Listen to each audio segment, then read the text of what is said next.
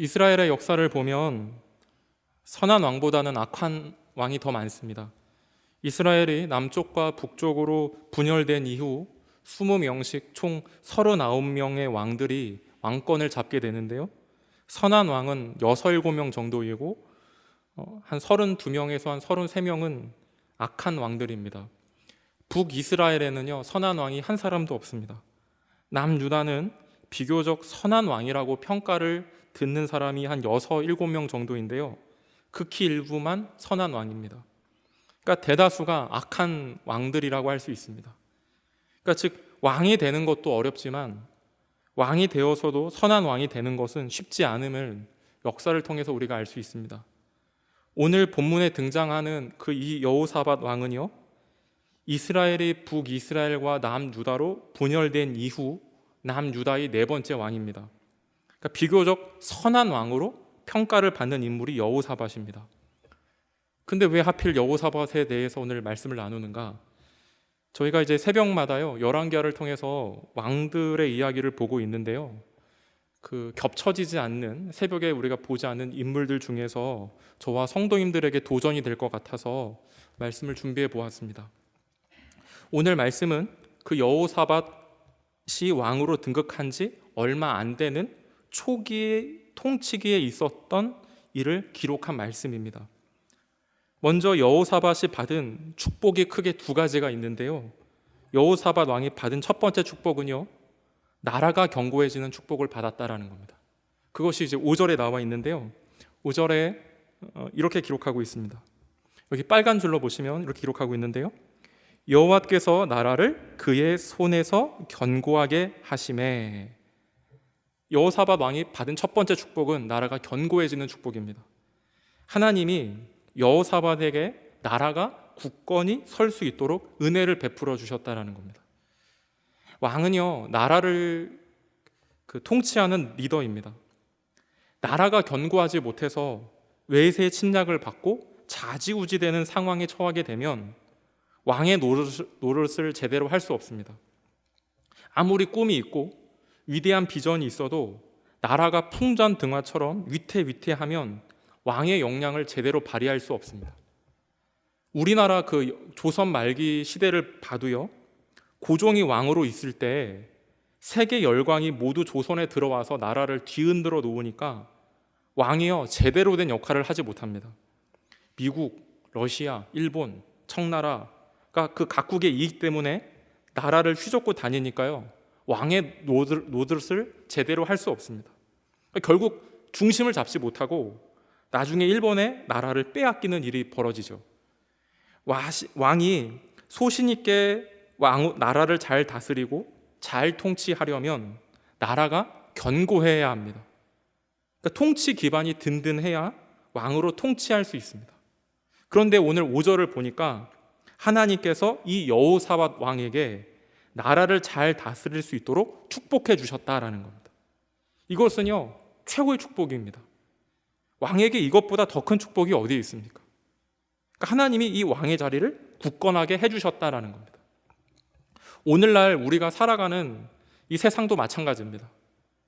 회사에서 가장 큰 축복은 어떤 것이 가장 큰 축복일까요? 회사가 든든히 세워지는 것입니다. 사장은 그 회사의 리더이기 때문에 회사가 든든하면 자신의 꿈과 비전을 마음껏 이뤄갈 수 있습니다. 그리고 더 큰 목표를 향해서도 도전할 수 있습니다.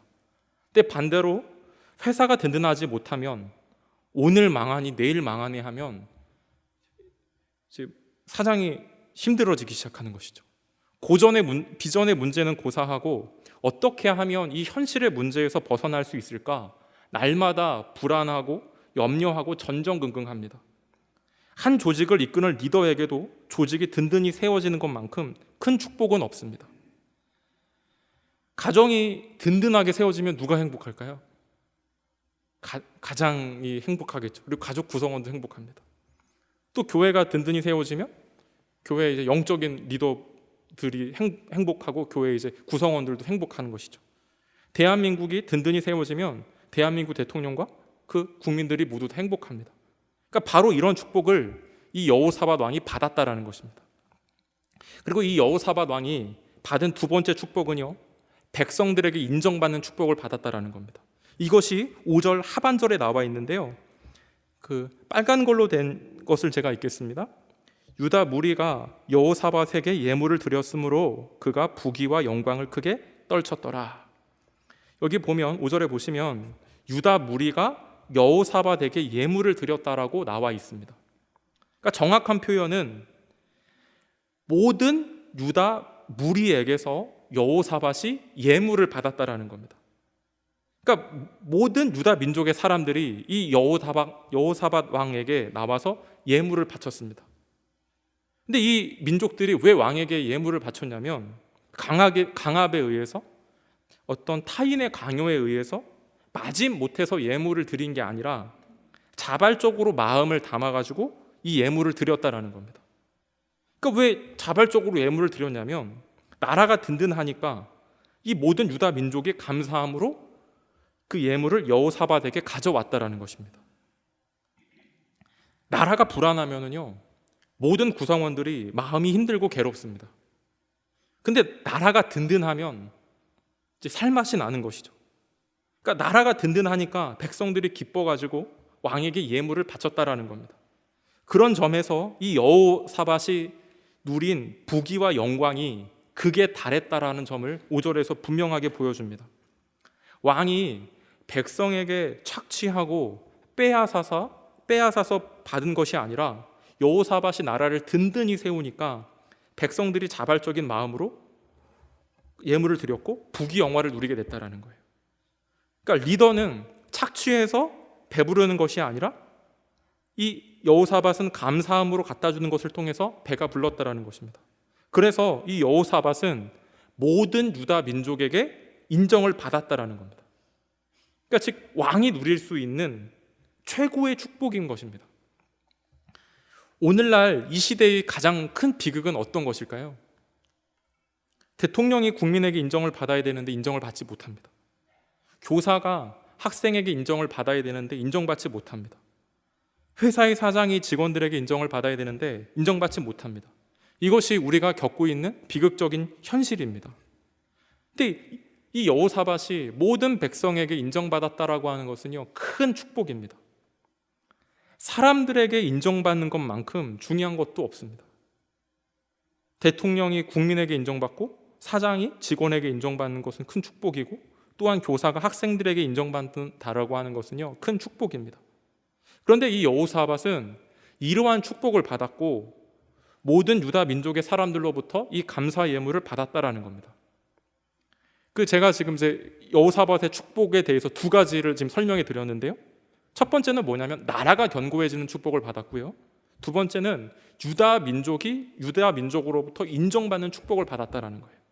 이것은요, 왕이 받을 수 있는 최고의 축복입니다. 이러한 축복을 받는 저와 성도님들이 되셨으면 좋겠습니다. 그런데 그렇다면 우리는 여기서 여호사밧에게 질문을 해봐야 됩니다. 여호사밧이 어떻게 하다가 이런 놀라운 축복을 받았는지 하는 거를 여호사밧에게 물어봐야죠. 근데 오늘 5절에 보면 5절의 시작은 그러므로라고 시작을 합니다. 그러니까 그러므로는 결과입니다. 그러니까 즉 앞에 있는 1절과 4절의 그 원인을 통해서 그 5절의 결과가 주어졌다라는 겁니다. 저는 그 여호사밧이 복을 받았던 이유를 1절과 4절로의 근거로 해서 두 가지 발견한 내용을 성도님들과 함께 나누려고 합니다. 여호사밧이 왜 이런 복을 받았는가? 첫 번째는요, 여호사밧이 자신의 본분을 충실히 감당했기 때문입니다. 그것이 오늘 본문 1절과 2절에 나와 있습니다. 1절과 2절의 말씀을요, 제가 읽습니다. 아사의 아들 여호사밧이 대신하여 왕이 되어 스스로 강하게 하여 이스라엘을 방어하되 유다 모든 견고한 성읍에 군대를 주둔시키고 또 유다 땅과 그의 아버지 아사가 정복한 에브라임 성읍들의 영문을 두었더라. 여호사밧이 왕이 되고 가장 먼저 한 일은 군대를 정비한 일입니다. 이 북이스라엘을 대비해서 곳곳에 성읍과 수비대를 이렇게 정비했습니다.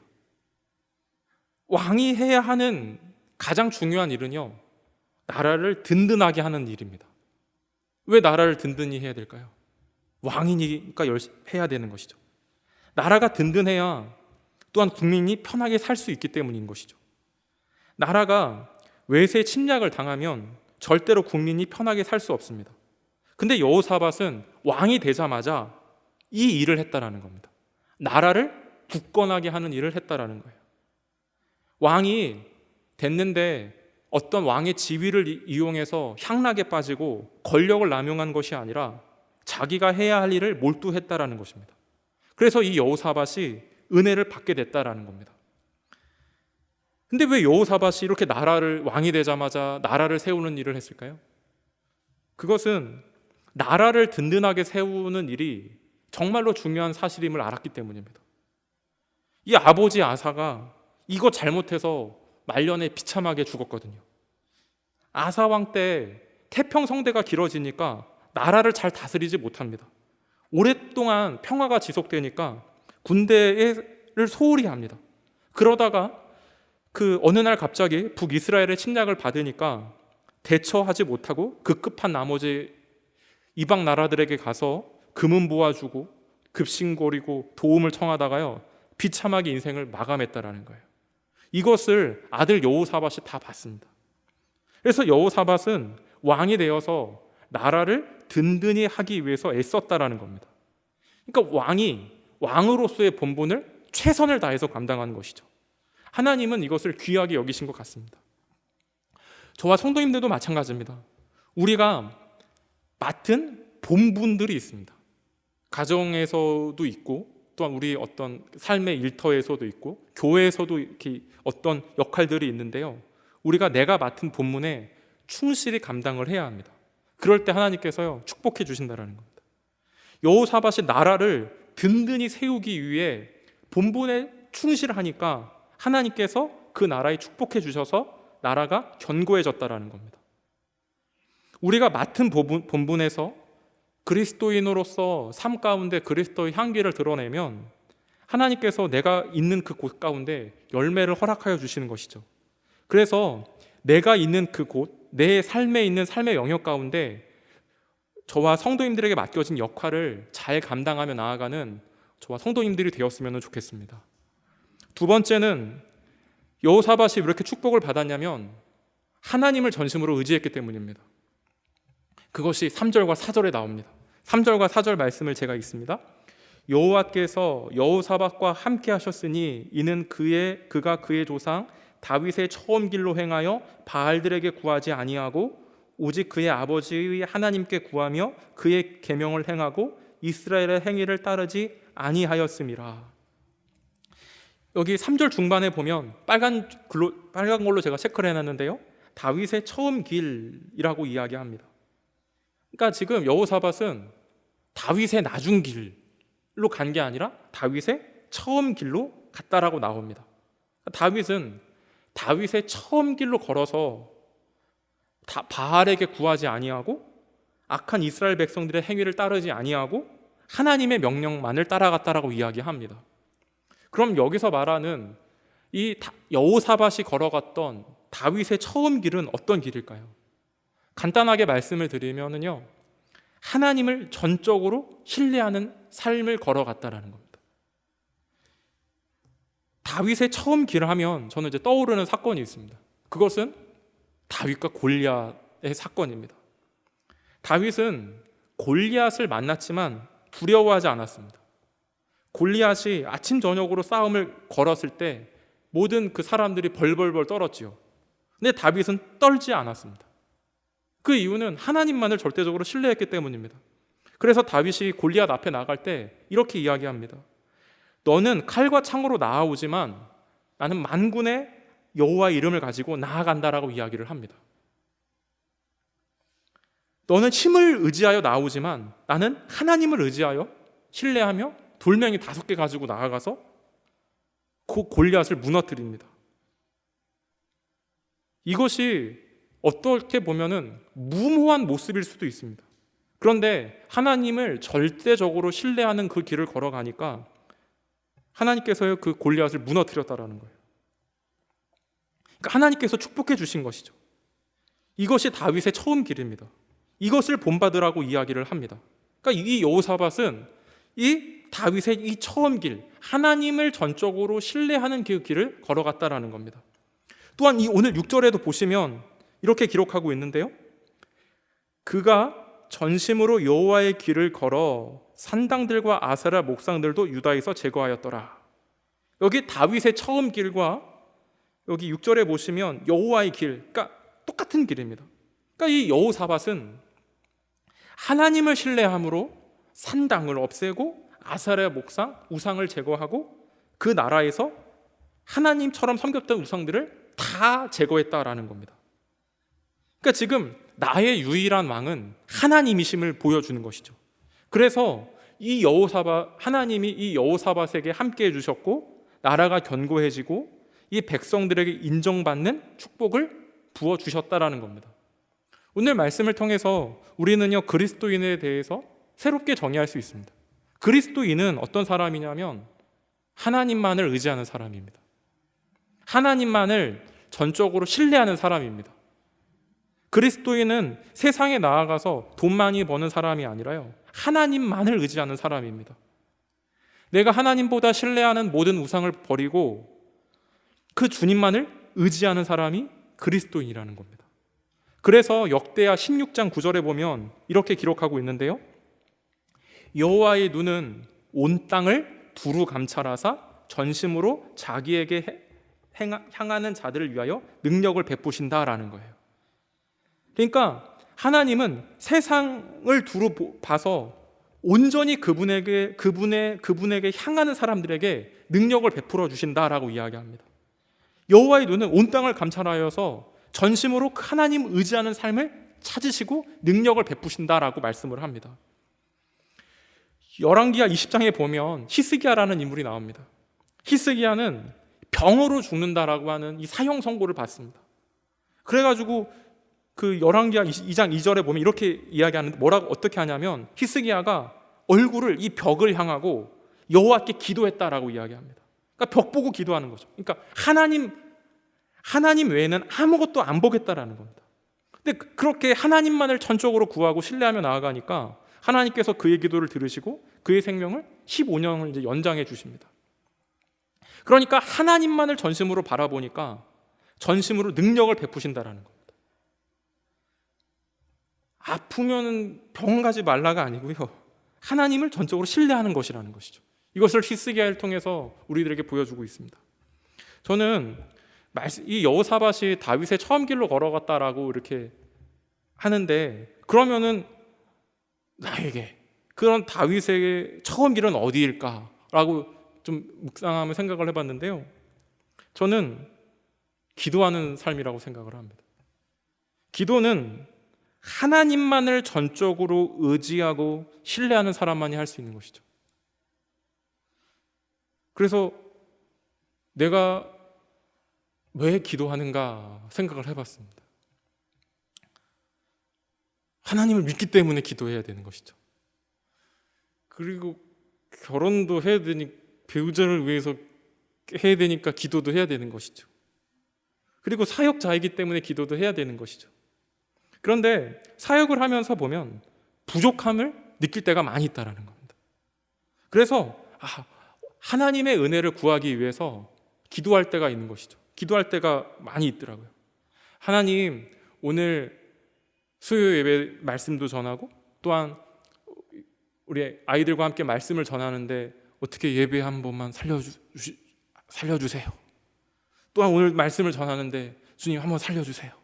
라고 이렇게 기도하며 나아갈 때가 많습니다. 근데 생각해 보니까요, 놀라운 하나님의 기적을 경험하고 있는데요. 오늘도 죽지 않고 살아서 성도님들에게 말씀을 증거하고 있다는 사실입니다.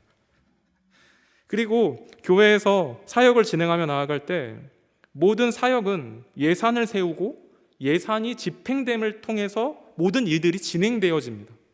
그것이 보여지는 일들입니다. 그런데 사역을 하면서 보는 것은 돈이 집행됨을 통해서 그 모든 사역들이 진행이 되어지는데 그 사역자들이 가지고 있는 그 믿음의 분량만큼 그 사역이 진행되어지는 경우가 많이 있는 것 같아요. 그래서 하나님 믿음의 분량이 넓어지게 해달라고 기도할 때가 많이 있는 것 같습니다. 보여지는 현실 가운데 현실만 놓고 판단하며 나아갈 때가 많이 있기 때문인 것이죠.